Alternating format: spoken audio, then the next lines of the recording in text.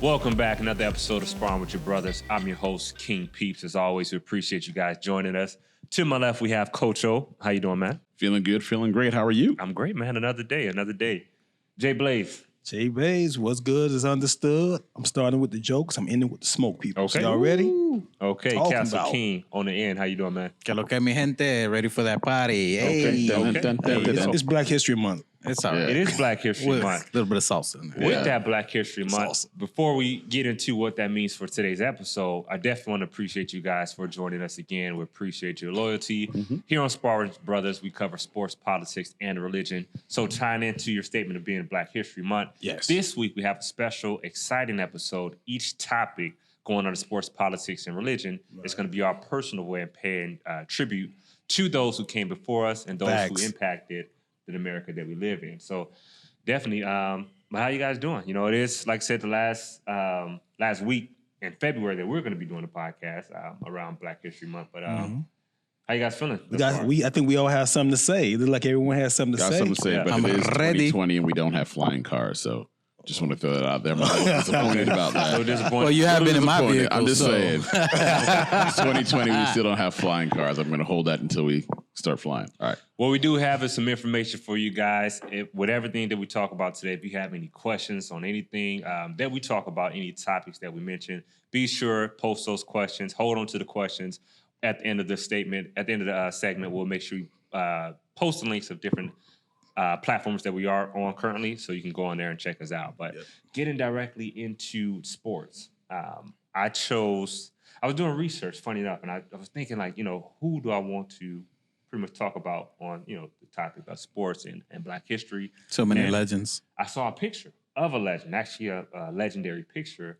And if you guys are not familiar with John Carlos and Tommy Smith, yes, we already know. Okay, Right. so it's the iconic poster. Right. I saw it as a poster first, but these guys are on a platform, just won the Olympics, just won the gold and a bronze medal. And you see this iconic pose with the fists in the air. So, me doing research is wondering, okay, cool. Meets the eye is just obviously something for, just Black awareness, Right. different things going on, obviously, in that time frame. But it was a lot more to the picture that people may not have known. So it's a lot leading up to the picture. So Right. Talk to obviously in the us. time, it's a lot. So what you don't see in the picture prior to coming up to the stage, they're actually barefooted. So they walked up to the platform with their shoes in their hand behind their back. So what that was pretty much is pointed out as poverty. So just shining light on poverty in America, definitely towards people of color. They also wore beads. The beads were pretty much in protest of lynching, which I was like, man, all you see is the fist in there, but there's a lot of other stuff going on there too. Okay. While on stage, one of them pretty much unzipped his jacket, which from what I read is pretty much like almost banned. Right. But it was more so paying homage to even like friends and family members back in New York. They were still kind of like going through the motion. So I thought it was great. It was very powerful, obviously the picture, but it was just really important for me to see people not only after they won these different medals, but using their platform to share light on other issues going on in the world. Yeah. Set at their platform. I thought it was great, and that's who I pretty much went with. It meant a lot to me. It made me want to do even more research on them and other people that pretty much came before. So, Coach O, starting with you, who did you? I chose a gentleman by the name of Fritz Pollard. Okay. Not maybe a lot of people have heard of that name, but Fritz Pollard was actually the first African-American football coach in the NFL in the year of 1920. So as NFL celebrated 100 years, he was one of the Centurions celebrating along with them. The irony, though, is that it took 69 years for the next coach to be hired, and one Dennis Green. Come on, man. And then in 2003, they enacted the Rooney Rule, Right. which is, on its surface, sounds like a great thing, but it's really almost a bigger slap in the face to that of many African-American coaches. Right now, we have two great candidates in Byron Leftwich and Eric Bieniemy, who are still not been able to secure a job and head coachings. There are 30 teams in the NFL. There are 3 coaches, African American, and one other minority in Ron Rivera. Now, this is sad when you talk about a sport that is 68% currently right now made up of African Americans, and yet there are still being barriers placed in those ways. It's horrible. So as we look at it, and as you start to watch on Sundays, and however you feel about it, one of the things that I pointed out is we are living history right now. In 100 years, when they look back on this time, they're going to be talking about the Colin Kaepernick protest. Yeah. He doesn't need to look to find injustice outside of his own community. He can look right inside of the own football game and see how discrimination, how practices, how the black man holding the clipboard, of all the coaches or all of the coordinators that have been hired, they've all been defensive sides of the ball. So you look at Brian Flores, you look at Mike Tomlin, Vance in San Diego. Those are all defensive coaches. We've yet to see an offensive coach come to that sideline. And that goes back to a stigma that is still prevalent around the African-American athlete, which is, are they as intelligent as the white athlete? Okay. And so there are some deep undertones that we still have to go in this country. And again, as we celebrate Mr. Fritz Pollard and his 100 years with the Akron, he won a championship with them. This line has gone through almost 100 years, and we're still fighting a struggle. That's really significant. That's a story I haven't heard. I don't know if you guys heard of that story before, but definitely, like I said, it's along with the guys that I mentioned. A lot of great history, Black history. Yeah, exactly. Yeah. Excellent. What did you guys, starting with you, Jay Blaze, who did you want to shine light on? Well, I couldn't pick an individual. I mean, mention a couple of people. Okay. But I just want to talk about the challenges and the character and the values of people like have been mentioned before me, and what they represented. And this is in a time where you didn't have a platform for someone to tell you shut up and play, dribble your ball or play your sport or things of the nature. But I see Black history, and I'm just going to use a couple examples, but I want to embrace everyone. People like Jesse Owens in the 1936 Olympics, going in the face of Hitler, a guy that was being Semitic at that time, who thought Negroes were less than people, and beating everyone, winning the gold medal. I'm looking at Jack Johnson, a dude that chased Tommy Burns around the world and demanded a fight, fought him in front of everybody as he was beating him, talked to his corner, won the championship. I'm looking at all these people who represented a country at that time that didn't embrace them.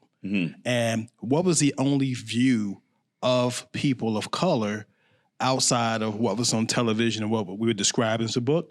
It was the Black athlete. And they put their courage, their character, people like Satchel Paige, ahead of their finances. They showed the world that we were disciplined. They showed the world that we could act with honor and integrity. They showed the world that we did have values. They did show the world that we had a standard. And it was a communication, it was a direct reflection. I always say the people of color, the Africans, were the first original dreamers. We were the dreamers. We didn't have access. There was times we didn't have access to play professional football, to play professional basketball. We had to have our own baseball league, and we had to dream. And those people who went out and did things, like when the Brown bomber, not to be confused with the Bronx bomber that's fighting this weekend, fought Max Schmeling, when we were going head to head again, just like Jesse Owens, represented a country that when he came back home, wouldn't treat him with respect, represented his people with honor, lost to Max Schmeling the first time in the 12th round knockout, came back the very next time he fought him, knocked him out in the first round, became friends with the same man that he had the adversity with. These are examples of people demonstrating, and then eventually we having to demand the behavior and the respect, not only of the United States, but demanding the respect of everyone in the world. Right. And so when we seen them do that, and it wasn't about the finances. Of course, the finances came with it. When we seen them do that, we began to dream like they began to dream. We have no Kobe Bryant. We have no Michael Jordan. We have no Julius Erving. These are great people without the people who originally had the dreams because they weren't allowed to read and they weren't allowed to write. Yeah, they weren't allowed to communicate what they felt, but they were allowed to dream. And you could not get them, and they were the trailblazers. So this is a shout out to everybody we named and everyone we could not name. And this is an encouragement to the current athletes we have out there right now. Understand that you have your brand. I understand you have your finances, but you owe it to the people who set the table for you to stand for something, to be a model of an expectation until it ends, to be that person that inspire another dream and another legacy. Man, you know what? It's funny. You made me think back on the topic I mentioned with John Carlos and Smith. They were in an interview, right? And just to kind of go on your point of it being more than just you, a reporter asked him, hey, you know what? At this point, you sacrificed a lot. You know, obviously you got suspended from the Olympics and your career kind of messed up in the way that it did. Yeah. The legacy, not so much, but the career. A question was asked, at this point, you got gold medals. You won it all at this point. You know, why is it still like a need for you to kind of, you know, state your case? And his response was, I can't eat gold medals. Facts. I can't take my gold medals home and my family eat gold medals at the end of the day. It's like, you know, it's still more than just, it's more than just winning. You know what I mean? It's really, like I said, using that platform. Can I say this? Is huge. Go ahead. It's being willing, and he's even lost his wife and his family. Yeah. Is willing to lose everything except for your dignity, your pride, your integrity. Mm-hmm. And I want to see more of that in today's game. These guys are doing a lot with their finances and everything, but I want to see more of people saying, I am willing to lose it all so the generation behind me can have a chance to be great. Yeah. Mm-hmm. And you don't need anyone's permission to do that, which I think is huge. Castle King, I know we got to get to you. What information you have for us today? I have a couple of people, actually. Okay. I'll keep it brief on there, but there was too many beautiful legends out there that have done it. I mean, for me, I went with Earl Lloyd briefly and Nat Clifton. They broke the NBA color barrier, so they were the first to get elected. Earl Lloyd was the first to get drafted by Boston. Wow. So Beantown. Then Nate Clifton was the first to sign an NBA contract by, can you guys guess what team? Knicks. New York Knicks. Shocker. So we did first and everything. First and everything. That's what we do. That's what we do. So anyways, besides that, I also wanted to get John Baxter Taylor. So he was a legend in 1908, firstborn of free slaves. So he was free from slavery, and then he was the first to break the 400 meters. So he was actually the first the fastest quarter mile in the nation in high school, in college. And then he also won the first gold medal as a first Negro on there in 1908. So that was a legend on there. Plus Bill Russell, who I think is number one to me all time. Yeah. So, I mean, you can't go with a legend. 5-time MVP, 12-time All-Star, 11-time champion, and what most people don't know, too, as a head coach. That's right. So that's the other legendaries that I want to go with. People sleep on Bill Russell. He's my number one. It's him, Kareem, and then MJ. I'm still a Kareem guy. Kareem actually sat out the Olympics because of the injustice that was going on. Throughout the history of the African-American athlete, they've never been too detached from their communities. And rightly so, I think that was one of the fair criticisms of Michael Jordan. What people didn't see, which I do give Jordan credit for, is Jordan put a black man in everyone's home across the world. Everyone wanted to be like Mike. So I give him credit for that. But the one area that I think in hindsight he wish he had done a better job of was lifting up others in his community at the time. He was such a competitor. He was so focused on being the best that came with some minor consequence. That all being said, I think you saw a heightened level of consciousness from today's athlete. Whether you agree always with their politics or not, the fact that they're not afraid to get out there and say something is a testament to those who came before them. I saw Jim Brown sit down with LeBron at a game, and LeBron went over and gave him a big dap before the game. You see Chris Paul being active after the shootings. Chris Paul, Carmelo, they call them the Four, were out there in front of the ESPY Awards, kind of ushering that in. So you see that. Unfortunately, that always hasn't translated into every sport. There's still barriers being broken. The Williams sisters didn't compete at Indian Hills Country Golf Club or tennis course because of the racism that still existed there. There are still barriers that need to be broken in a lot of different sports, which is sad. But we are relentless in knocking down those doors, knocking down those barriers, and look forward to seeing this millennia what happens. But that's why it's up to them to say, hey, we don't play there. We don't play at Wimbledon. We don't play at the U.S. Open. We don't play at the French. We don't play at the Australian. That's simple. You guys make a choice. Right. And this is I do laud, there are a fair amount of young men that's trying to make changes, but they're not willing to risk their brand. They're not willing to risk it all. I really liked the fact that Jordan was a competitor, but at the end of the day, there comes a time where you have to bring in and usher the next one. True. And he didn't do that.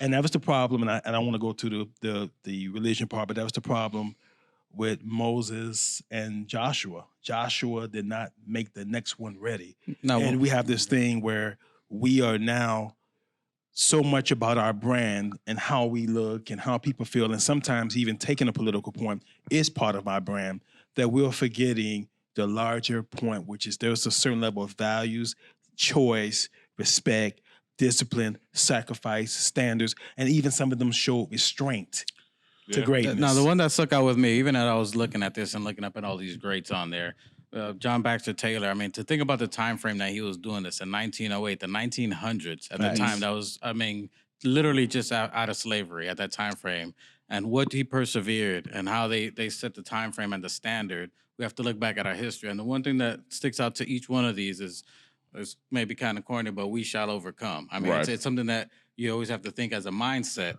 that you got to set as a precedence. And that's what stuck out to me for that. And I say this, some people call it a double-edged sword. As men of color they have this duality that they must exist, right? They are an athlete, but yes, they are an athlete as a part of a community. And it's almost an unfair burden that they carry. I've noticed that one of the things that have changed is that when I was growing up, it was the angry black athlete, right? Because he had this chip on his shoulder. Well, Steph Curry, Klay Thompson, they don't have chips on their shoulders, right? Their dads are millionaires. Right. Bronny James is not going to have a chip on his shoulder because his dad is going to be a gazillionaire. So what we're seeing is this next generation of access, of influence, where these young men are growing up into lifestyles that other athletes of other races didn't necessarily have to bear along the way. And now we're going to see the sky being the limit now that we've kind of overcome that first hurdle. Again, we still got a long way to go. There's still problems in inner cities and in other different communities that they can use their resources to come back and help. But as far as the quote unquote, the angry black athlete, I think we can put those old stereotypes to rest. Yeah. Right. And just shout out to Jack Johnson, what he was mentioning earlier. He's following a dude all over the world in the early 1900s. They wrote a law because of his choice of the type of women he liked to deal with just to get him locked up. The guy who got pulled over going, 60, 70 miles an hour, the ticket was $50. Yeah. And he gave the police officer $100 and said, the guy goes, what you give me that for? He said, because I'm going to be speeding on the way back. Wow. This is what we're talking about, singleness of mind, to force this guy, because back then it was below your as an individual, as a person that was white, to fight a black person, to be a champion. And for him to force this guy, follow him in bars in the United States, follow him overseas, to force this guy to fight him, to be him and to become champion in a time where people could easily have killed him. That says line. By the way, he wasn't a great boxer when he started out, and we can talk about that another day. But shout out to everybody with the stories, and it's been actually a good learning lesson for me. I learned a little bit extra there, and I'm very proud of us as a group to be able to share this information with us. That's the plan. Good job, guys. Definitely, like I said, I appreciate you guys sharing. I also learned a lot. I hope you guys learned something as well. If you guys have any honorable mentions, definitely, like I said, comment below. Let us know who you think. Let us know what you think about our mentions. And definitely, like I said, I appreciate you guys following us on this first topic of sports. Appreciate you.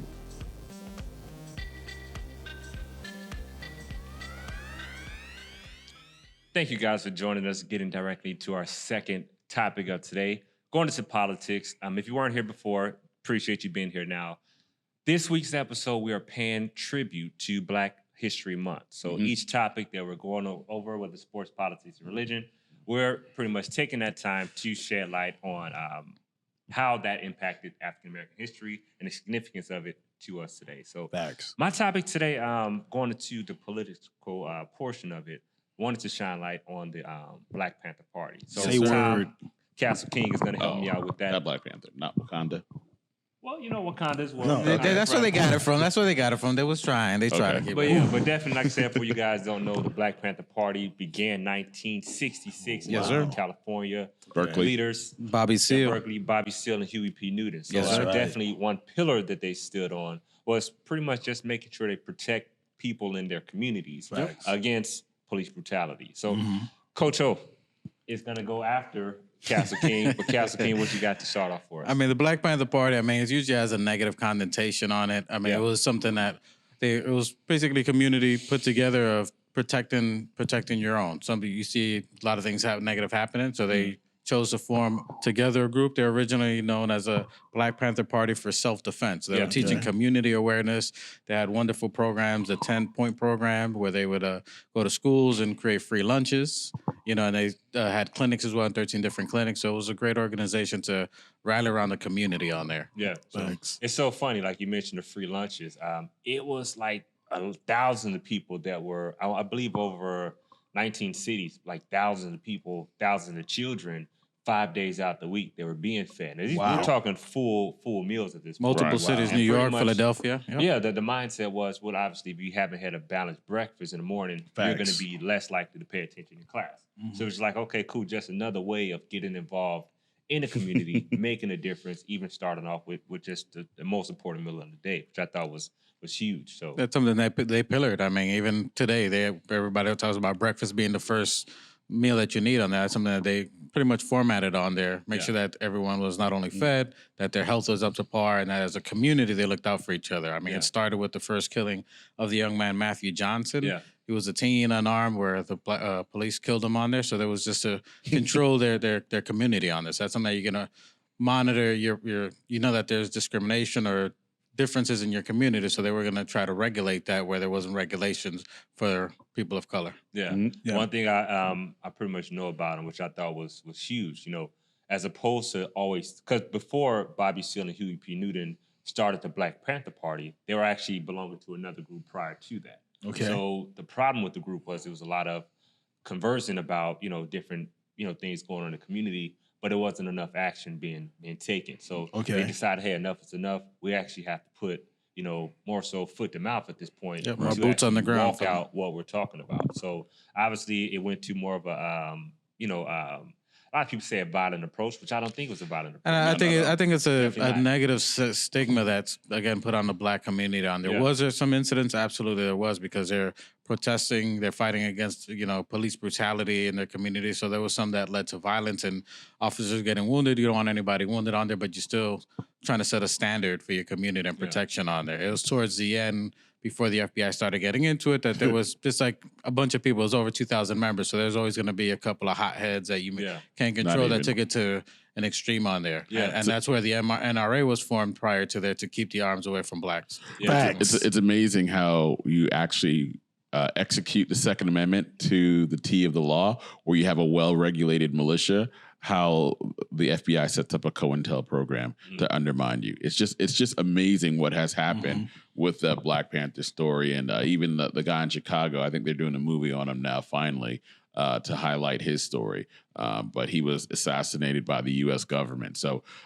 things we don't like to talk about. That's a things lot of people in our history that are unfortunate. But yeah, that's a great topic, guys. Yeah, I mean, I know I said that you were going to go next. We're actually going to have Jay Blaze followed up. Jay Blaze, what And you just got before for it goes, I don't mean to cut off, but I mean, What? the whole goal for it, so as people think of it, again, a negative connotation, their goal for them was just emphasizing unification of civil rights, Black pride in their community, and then control for their community. So it was in a positive aspect. Absolutely. Yeah, we know Huey P. is no longer with us. Bobby Seale is, and everyone who definitely aided in support, whether man or female at that point. You know, we definitely appreciate you guys. You guys, I believe there's another Black Panther Party. You know, They're not affiliated. They're not affiliated or not. I know something like the name is pretty similar, but you know, I appreciate anyone at this Yeah, and point. they were who is- practicing their Second Amendment, basically. Correct. Yeah, I appreciate anyone who is put in action to, you know, different concerns that actually affect us in the world. So By any means necessary. by any means necessary, as Coach O says. But Second Amendment. That's what it's for. Well, Blaze, what you got for us? stepping right into that, I'm going to keep the same theme I had with sports. Okay.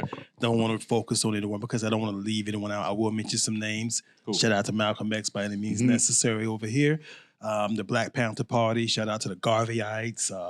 Shout out to Martin Luther King. I'm just mentioning some names because even though they had different strategies and different attributes, they had a couple of things in common. Well, one thing in common, it was to grow and develop the community. Mhm.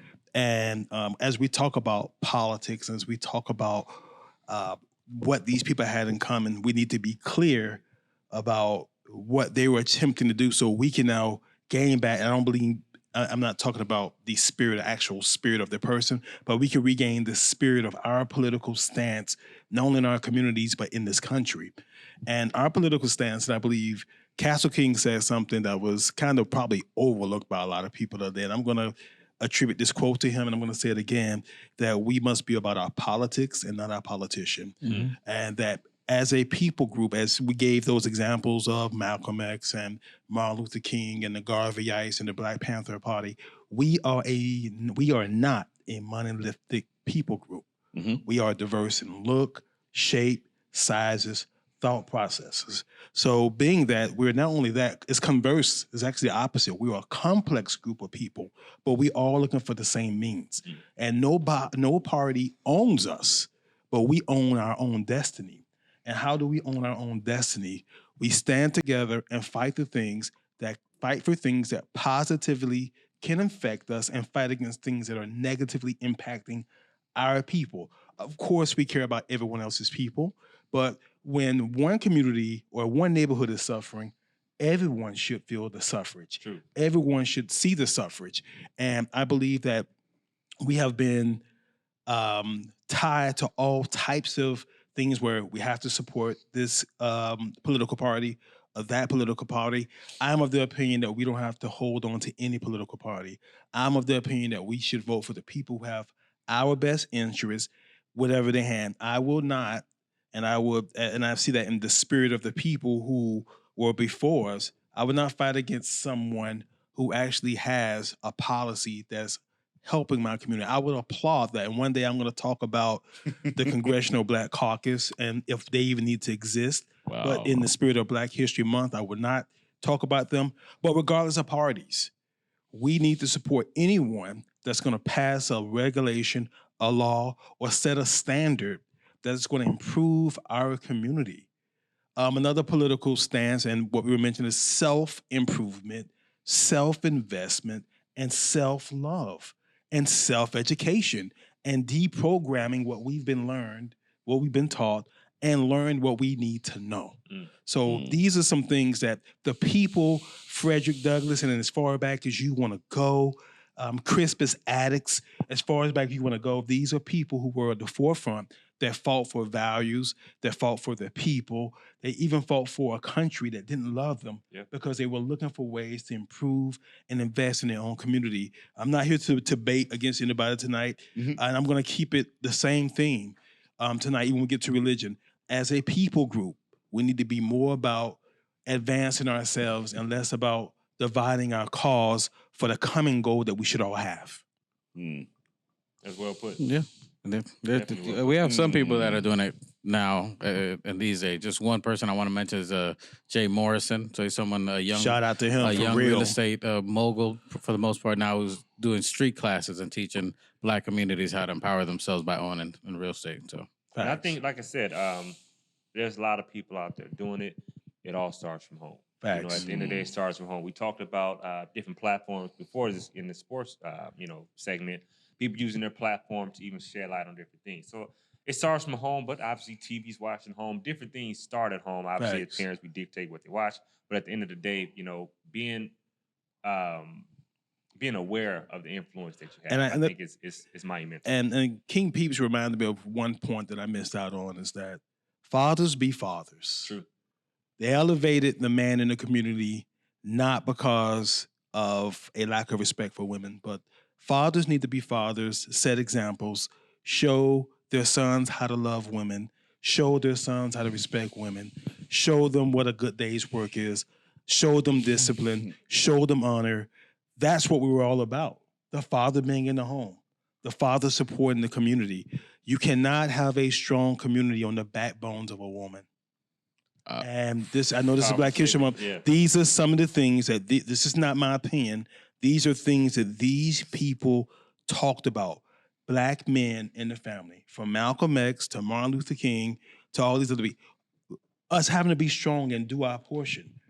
Our women should not have to do our jobs. I'm not, again, I'm not coming here to debate anyone. I'm just saying tonight, I'm just talking about the politics of building a strong community of any means in this world begins with the leadership of a man. And if you don't have the leadership of a man, you will fail. And we'll talk about other stories like the 13th Amendment or all these other stuff. We'll talk about that down the road. But if you don't have the man in the household, statistically, you will fail. So politically, that was pushed. And I'm imploring people, even if you're not with that person, stand strong. Make sure that father have access. Make sure that son or daughter have access.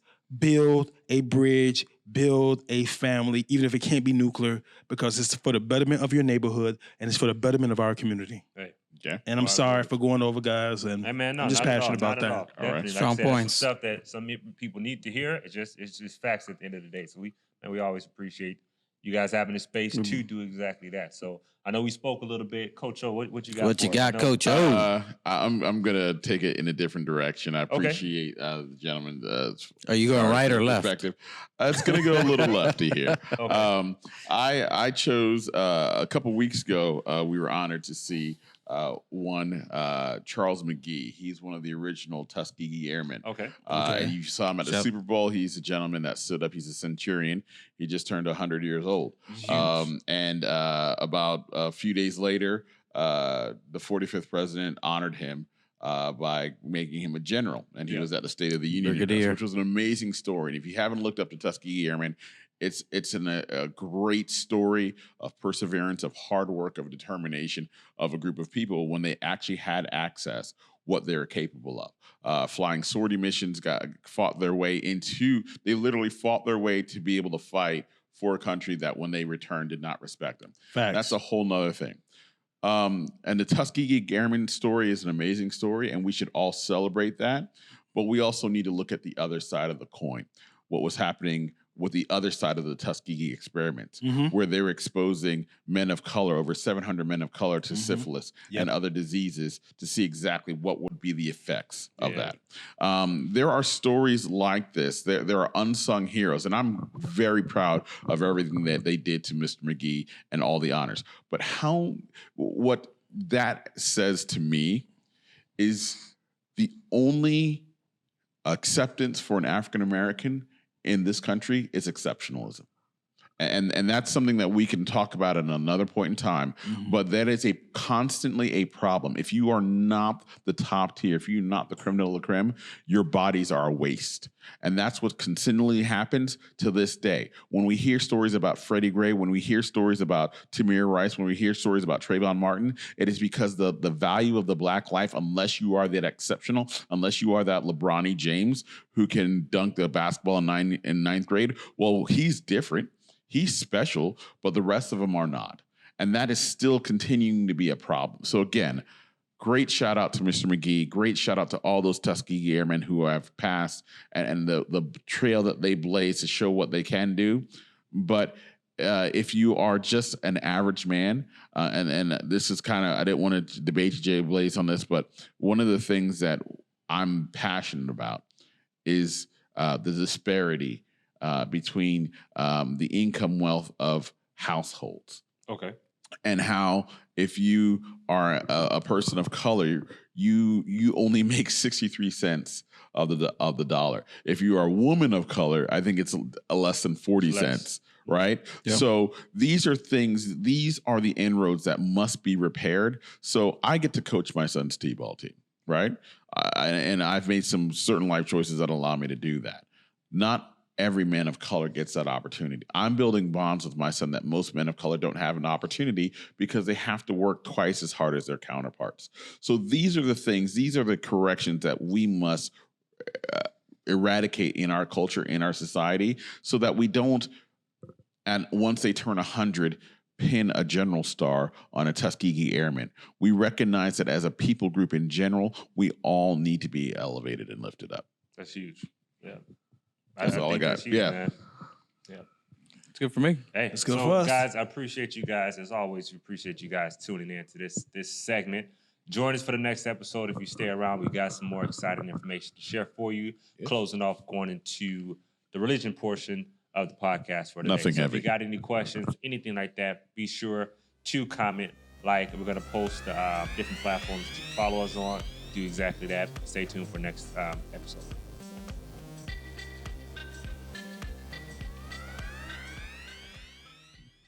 Welcome back. Thanks for joining us. Getting into our last topic of today, closing up SPAR. We're getting directly into the religion portion of it.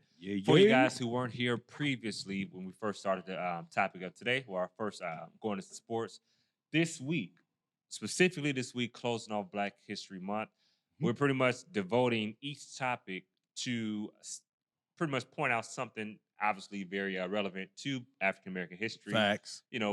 In line with the topic of today. So, like I said, getting into religion.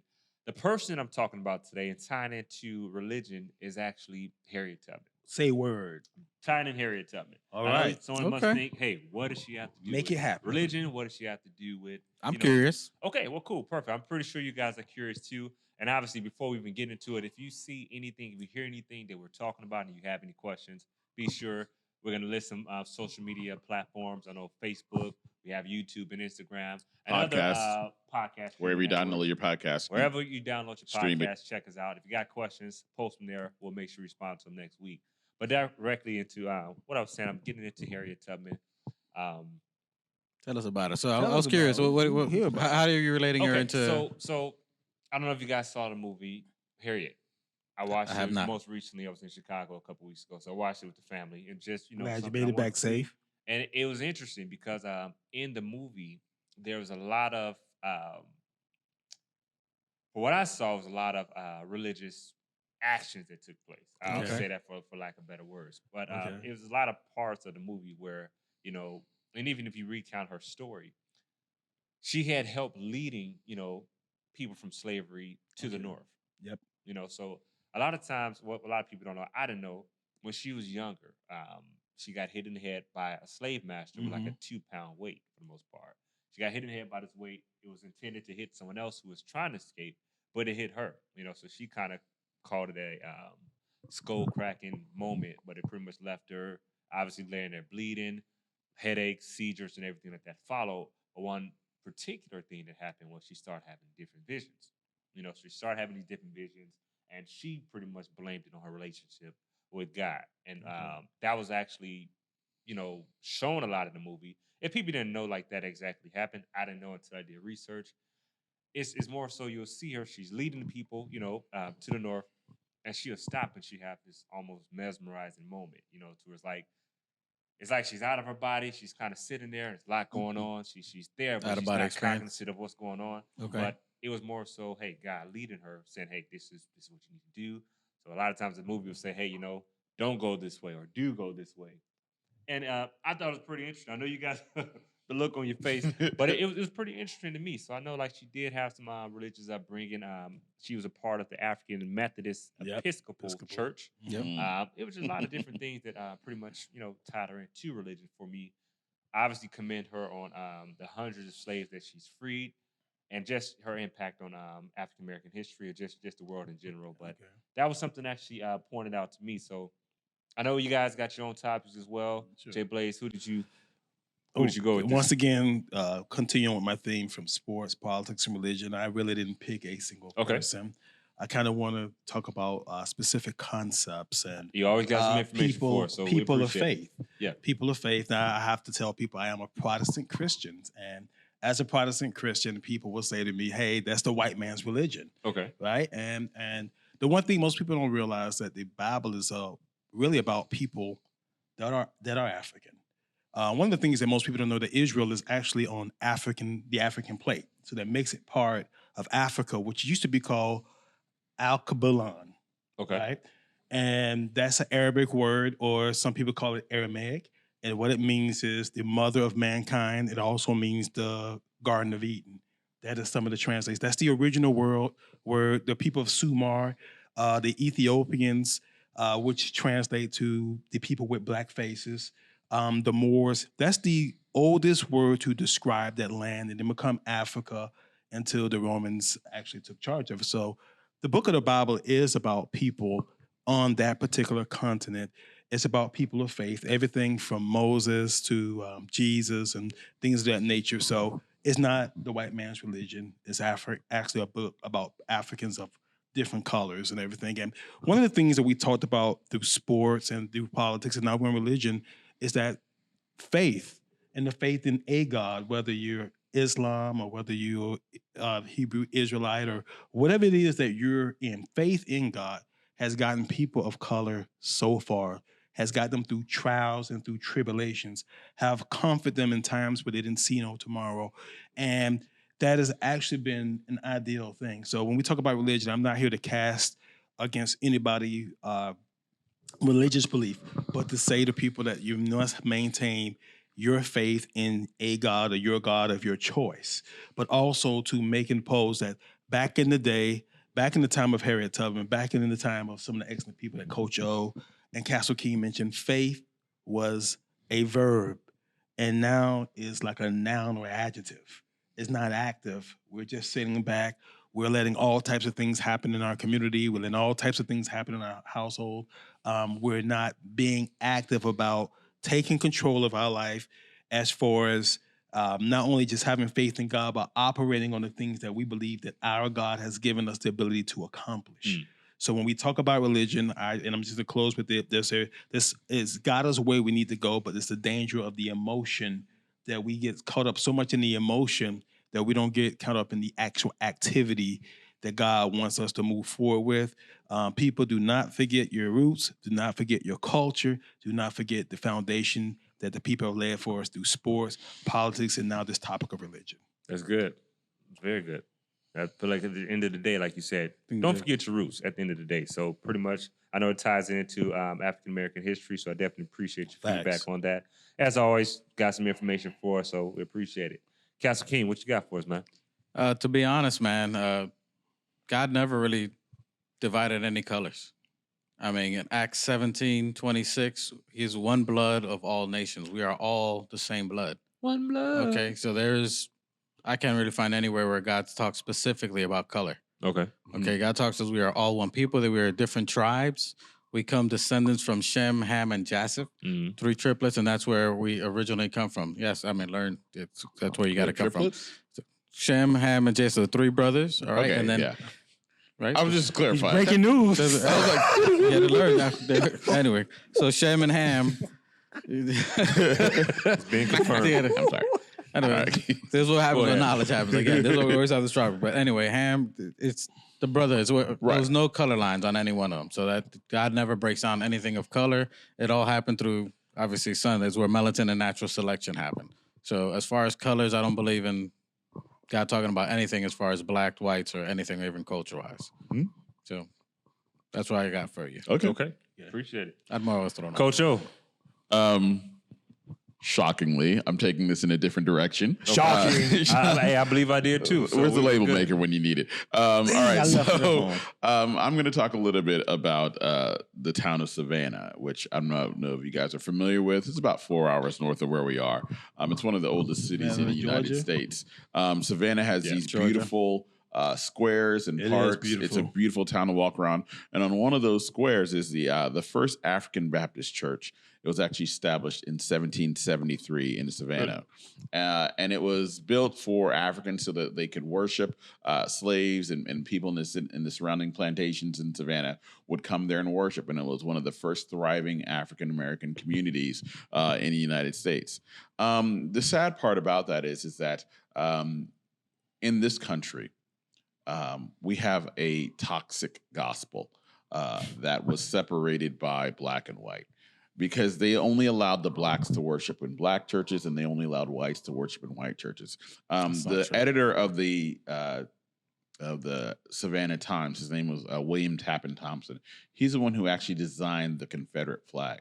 And the second Confederate flag is a Confederate battle flag in one corner, and the rest of it is white. It's called the Stainless Banner. Okay. And he wanted to establish that so he could show that the God's providence of the dominance of the white man. So that is the history that we're fighting against till this day, as far as the separation. Dr. Martin Luther King said the most segregated place in America is on Sunday mornings. And as you continue to go on that, you can see that throughout the different churches where you can say, oh, that's a black church, that's a white church. They listen to this type of music. Oh, this is gospel. Well, they're both wrong because Sabbath is not on a Sunday.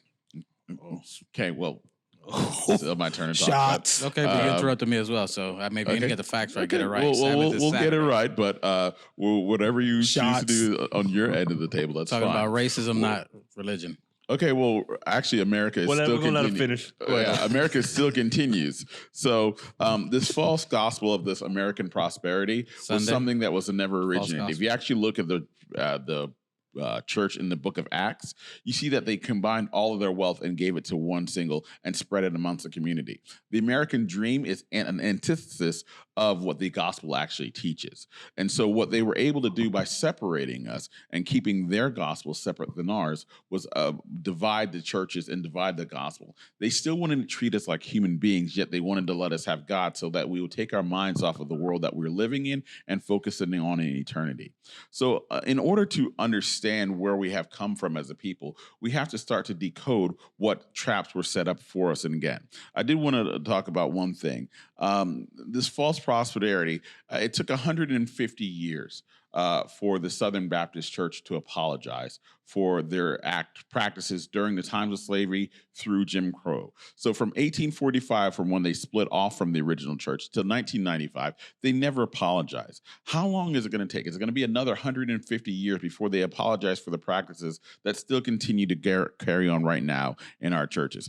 And again, right now there are thousands of black women and brown women who are missing because of sex trafficking and other things that are happening out through community. And these things are not being addressed by the church. The churches remain silent conveniently because it isn't affecting their parishioners. And that's where the divisions of the churches, and again, this false American gospel is causing a conflict in this American experience, which is uniquely different than the American experience that other people are going through. So other than that, I'll wrap it up with saying this, is that if you look at the first conversion that took place, it was when Philip was whisked to the Ethiopian eunuch. It was a black man that was converted. And if you look at Simon the Cyrene, throughout the history, the Africans have had, as Jay Blaze pointed out, the Africans, Hittites, Canaanites, the Africans have been a part of the gospel story, have been from its very inception. So if you can just go back and look at that, the fact that they were excluded from that gospel in this American experience shows you how flawed this foundation really is. So as always, we appreciate you guys tuning in. Another episode of Sparring with Your Brothers. As you can see, we dealt with our contributions, our appreciation to Black History Month. Closing off, definitely if you guys have any questions or anything that you saw, anything that you heard, follow us on Instagram, like us on YouTube, share us on YouTube, and also you can visit us at sparwiththebrothers.com. Until next week, appreciate you guys and enjoy the rest of your Black History Month.